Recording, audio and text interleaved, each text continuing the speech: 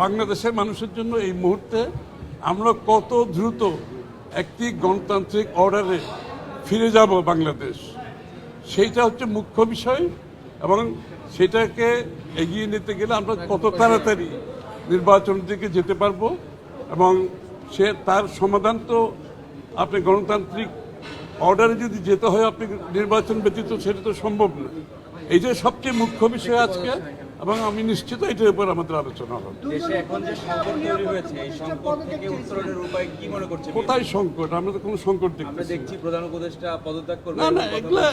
না, এগুলো কোনো আলোচনার বিষয় না। আলোচনার বিষয় হচ্ছে বাংলাদেশের আমরা যত দ্রুত গণতন্ত্রের পথে এগিয়ে যাব এবং গণতান্ত্রিক অর্ডার ফিরে পাব, একটি সুষ্ঠু নির্বাচনের মাধ্যমে বাংলাদেশে একটা নির্বাচিত সরকার, একটা সংসদ হবে যারা জনগণের কাছে দায়বদ্ধ থাকবে, জবাবদিহি থাকবে, এবং যার জন্য গত 16 বছরে বাংলাদেশের মানুষ যে ত্যাগ স্বীকার করেছে তার অপেক্ষায় বাংলাদেশের জনগণ আছে। সুতরাং এটাই হচ্ছে মুখ্য বিষয়, এটার উপর আলোচনা হবে।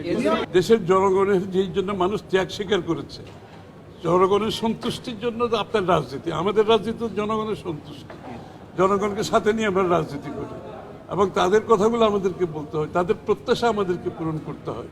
সুতরাং সেই প্রত্যাশা পূরণে জাতি যেটা করছে সেটা তারা ভোট দিয়ে একটি সরকার নির্বাচিত করতে চাচ্ছে, যেই সরকার তার কাছে দায়বদ্ধ থাকবে, জবাব দিয়ে থাকবে।